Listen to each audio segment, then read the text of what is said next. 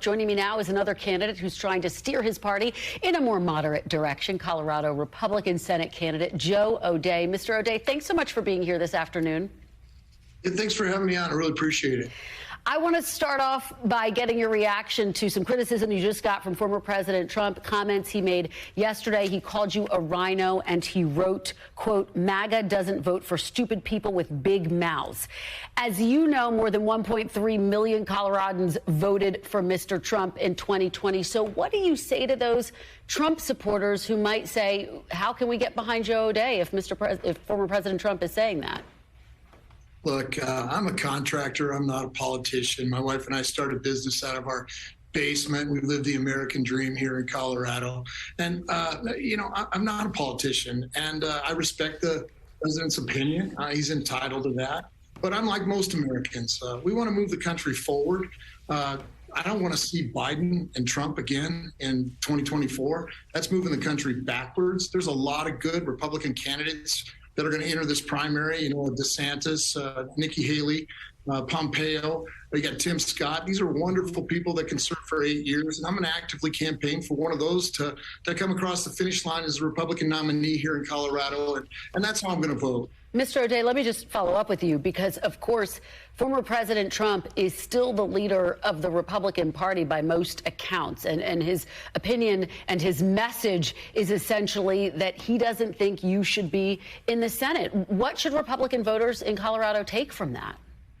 Look, I've been on the campaign here 18 months. I've been out to talk to all four corners of the state. We've built an enormous tent. There's a lot of supporters that are Trump supporters. They're GOP supporters. They're independents. They're disenfranchised Democrats. They're behind this campaign. We're going to do a great job for Colorado. I'm not going to be owned by any party. I'm going to vote for Colorado first. That's what's important to Coloradans. They want to see us move the country forward, and that's what I'm going to do. And we're going to win in November. I'm confident. You know, I'm curious, you said in your response to former President Trump that essentially another Biden-Trump election would tear this country apart. What specifically did you mean by that, Mr. O'Dea? We're ready to move this country forward. We need some independent thinkers that are going to talk about the issues that are really important to working Americans here. I'm talking small business owners, middle class. Those people are getting crushed right now by these Biden policies. We've got to turn that around. Inflation's record high. You've got crime here in Colorado. We're number 2 in violent crime. We're number 2 in fentanyl overdoses. We're ready to move this country forward. We want some independent thinkers that are going to move this country forward, and that's who I'm going to get behind, and that's how we're going to change things here in Colorado. Well, you've led me to my next question, which is about the issue of inflation. If you are elected into the U.S. Senate, what specifically would you do to try to bring spending down? What would be the first piece of legislation that you would sponsor?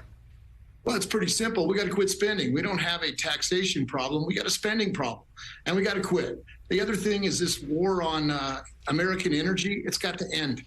We need good fossil fuels. We need to develop great American gas here in Colorado. We've got a huge source, and we need to flood the market so we can lower the price. It's a pretty simple math problem. When there's a huge supply, the numbers go down.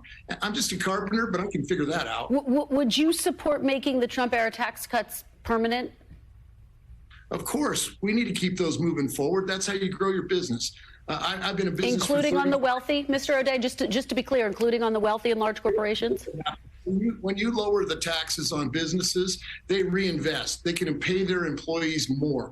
When they lowered my taxes, what I did is I reinvested in my company. I bought new equipment. We got more efficient, and I was able to pay my people more. They had huge wage gains during that period of time. We need to go back to that. That's what's important. That's what working Americans want. We need to get these wages up. Under the Biden tax, the Biden inflation tax, we've taken a 10% haircut on our buying power here in Colorado. We're number 2 in inflation in Colorado, 15.6%. It's gobbling up working Americans. We can't take it much longer. Mr. O'Dea, I know that, as you just talked about, you want to see cuts to spending as well. Where would you find those cuts? Would entitlements be on the table? Social Security, Medicare? Where do you find them?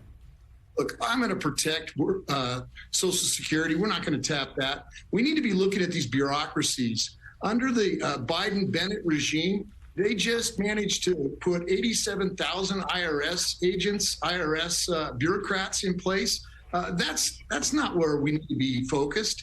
I mean, that's $80 billion that we could be using to maybe shore up our border, maybe shore up our Medicare, Medicaid. There's a lot of good places to put that money besides shaking down working Americans. So just to be clear, no cuts to Social Security or Medicare? No, okay. Not at all. Those people earn that money. They paid in. They deserve to be paid, and I'll stand behind that as your senator. Well, as you know, some within your party have suggested using the debt ceiling or potentially shutting down the government in order to extract some of those concessions that you're talking about, particularly on spending. Is that a tactic that you would support?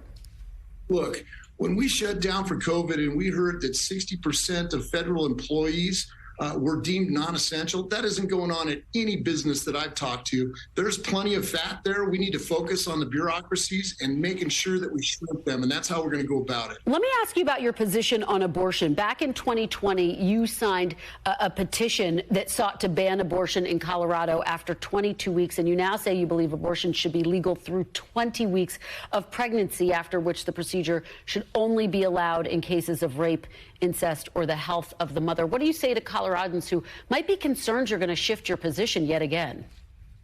I've always been opposed to late-term abortion. I believe, as a senator, though, that for the first 5 months, that decision belongs between a woman and her doctor. After that, exceptions of rape, incest, life of the mother, medical necessity, that decision also belongs between a woman. But will your position shift moving forward, Mr. O'Day? It will not shift, and I'm going to vote that way. And I can tell you, Michael Bennet believes in abortion up to and including the moment of birth. That's extreme. Let me ask you about the January 6th committee, because, as you know, they have said that they plan to subpoena former President Trump. We all saw them take that vote at the end of their last hearing. Do you think former President Trump should comply with the subpoena? Look, President Trump's going to do what President Trump wants to do, and that's his decision, not mine. I believe that was a black eye. I don't think it was a good day for America. It's time to move us forward. That's why I don't want Biden or Trump to run again. Let's move this country forward. Mr. O'Day, quickly, though, just yes or no, for the sake of transparency. Obviously, the January 6th committee hearings have been going on for quite some time now. For voters in Colorado who might be curious to know your position on this, should former President Trump comply? I've been very vocal. He doesn't need to run again. I don't want to see him run again. I'm going to openly campaign against him, and that's where I'm at. All right. Joe O'Day, Republican candidate for Senate, thank you so much for joining me. Really appreciate it. Thanks for watching our YouTube channel. Follow today's top stories and breaking news by downloading the NBC News app.